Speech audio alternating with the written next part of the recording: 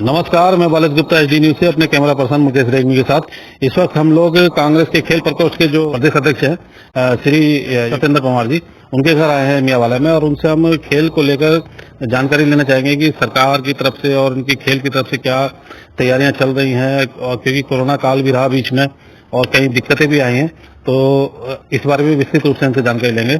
तो सत्येंद्र जी, सबसे पहले एचडी न्यूज में आपका बहुत बहुत स्वागत है। धन्यवाद आपका बहुत बहुत। सत्येंद्र जी, चूंकि आप वॉलीबॉल के खिलाड़ी रहे हैं और आपने जो है उत्तराखंड का भी प्रतिनिधित्व किया है देश में। मैं जी तो जी यूपी टाइम खेला हूँ। उत्तराखंड में तो खेल छोड़ दिया था, सीनियर यूपी खेले हम। अच्छा, तो ये आपका जो खेल वॉलीबॉल का सफर है कब से शुरू हुआ, इसका पूरा विस्तार से बताइएगा। यार शुरू तो गांव में जब खेल लेते जब 78 में होंगे तब से खेल शुरू किया जी। लेकिन 10 के बाद मैंने इस खेल को ठीक अपनाया है। पहले क्रिकेट तो भी खेलता था, अभी छोड़ दिया।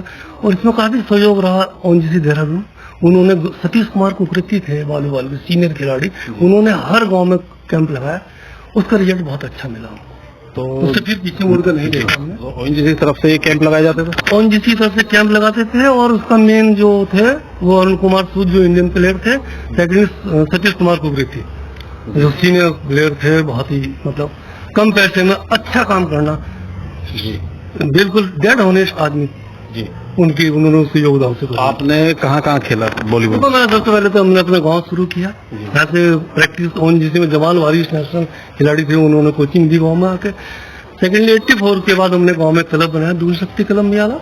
इससे वॉलीबॉल खेल खेला और पूरे डिस्ट्रिक्ट खेले। उसके बाद सिलेक्शन में कुछ सीनियर यूपी खेले। सीनियर यूपी में भी 2 टाइम विनर रहे जी। अच्छा योगदान रहा। गांव के लड़के थे सब, everybody person is well qualified जी, और अच्छा अनुशासित रहे। किसी डिपार्टमेंट से भी खेलने पर जी?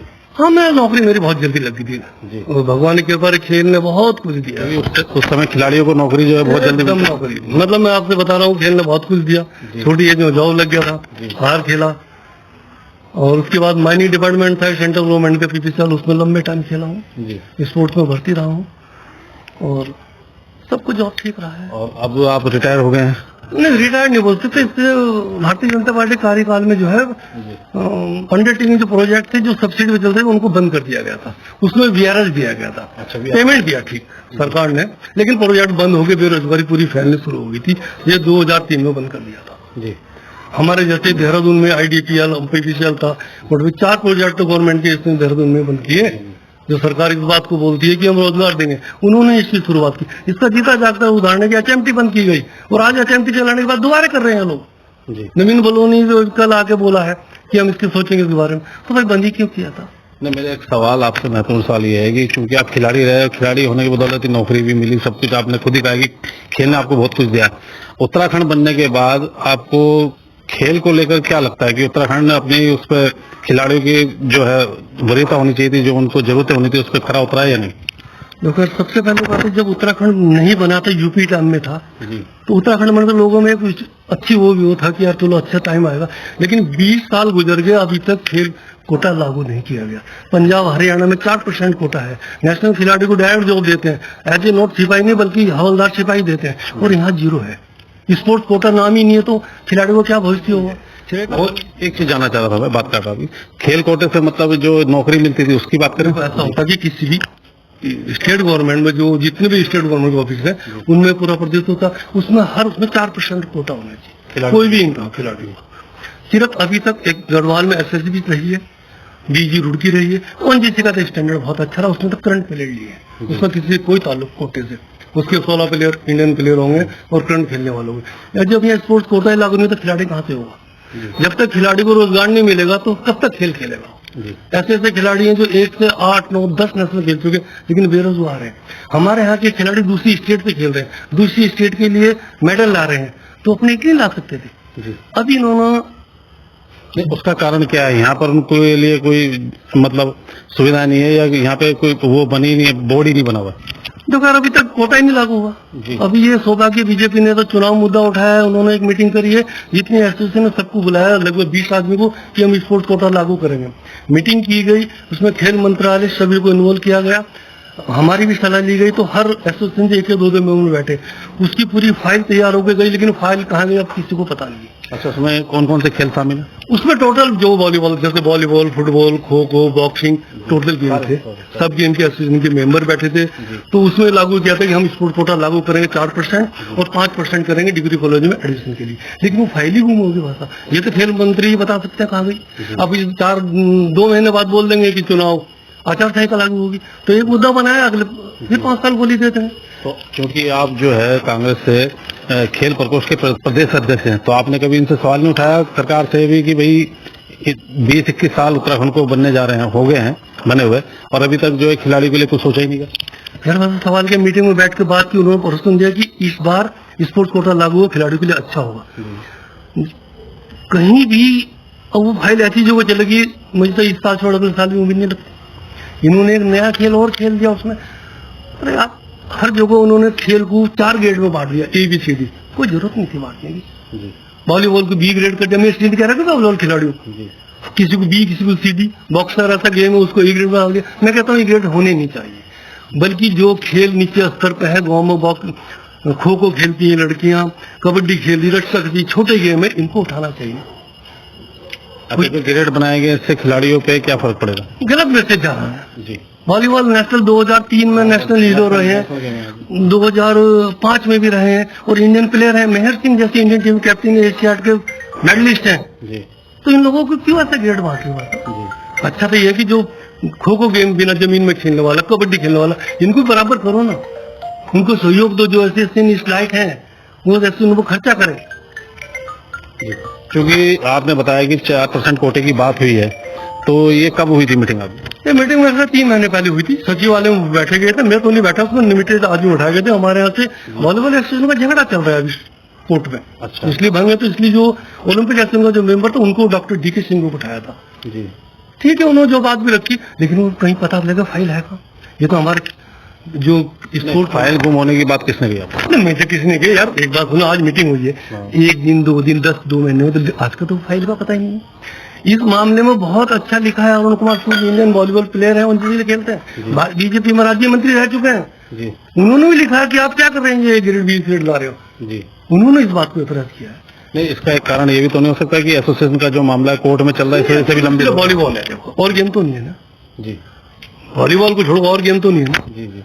इसलिए इसका कोई मुद्दा नहीं। इसको फाइल को कैबिनेट में जाए पास हो, लेकिन माने तो तब जाकर, अगर ये भर्ती हो, खिलाड़ी भर्ती हो, तभी तो मानेंगे इस बात को।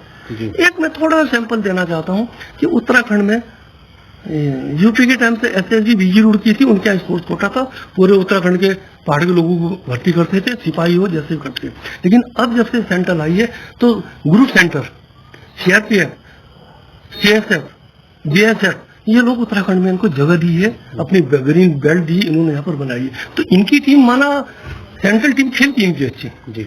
किसी के जालंधर खेल ली, कोई छत्तीसगढ़ को दिल्ली खेल रही, तो इनको भी स्टेट की छोटी टीम बनानी चाहिए और उसमें उत्तराखंड के मूल खिलाड़ी को रोजगार देना चाहिए। बिल्कुल, उससे आप खिलाड़ी से जॉब काम ले सकते हैं। अक्सर देखा जाता है कि जो अच्छे खिलाड़ी हैं उनको यहाँ कोई प्लेटफॉर्म नहीं मिलता, इसलिए उनको अदर स्टेट में जाना पड़ता है। नहीं, जा रहे हो। तो इस विषय में क्या कहेंगे? देखो बिल्कुल गलत हो रहा है। कोई भी मेडल जीता का स्टेट का नाम तो आएगा ना, और मेडल जीतने को रोक नहीं सकते, वो दूसरी स्टेट के लिए खेल रहा है। तो ये खेल स्पोर्ट्स कोटा ना लागू होने की वजह से, इसलिए मैं कहना चाहूँ सबसे पहले स्पोर्ट्स कोटा लागू होना चाहिए। हालांकि ये पूरा 20 साल हो गए, इसमें कांग्रेस की भी सरकार रही है, बीजेपी की सरकार रही है। मैं ये खिलाड़ी होने को सब स्पष्ट बोल रहा बिल्कुल ये लागू। हाँ, हरीश रावत जी ने एक बहुत अच्छा प्रोग्राम किया था कि जितने भी नेशनल में मेडल खिलाड़ी थे जीत के आए थे, उनको कैश प्राइज दिया था हरीश रावत जी, बहुत अच्छा था। लेकिन वो स्कीम बंद होगी, नेचुरली हो तो दूसरी सरकार तो कुछ नहीं कुछ चला देती। दूसरी बात, जब कांग्रेस रही तो इन्होंने राजीव गांधी स्टेडियम बनाया, परेड ग्राउंड में इतना अच्छा सब कुछ प्रोग्राम बनाया, खेल के लिए तो बनाया, आने वाले कल के लिए तो बनाया। तो खाली घोषणाएं किस बात की हो रही है? मैं कहता हूँ, मैं कोरोना से पहले की बात कर रहा हूँ, कुछ कुछ। तो मेरी तो बिल्कुल हाथ जोड़कर विनती है कि खेल कोटा लागू हो और कम से कम खिलाड़ी को चुनाव से पहले रोजगार मिले। एक अच्छा मैसेज आएगा, सबसे पहले बधाई दूंगा। सवाल ये नहीं कौन किस पार्टी से, हमें खिलाड़ी को रोजगार चाहिए।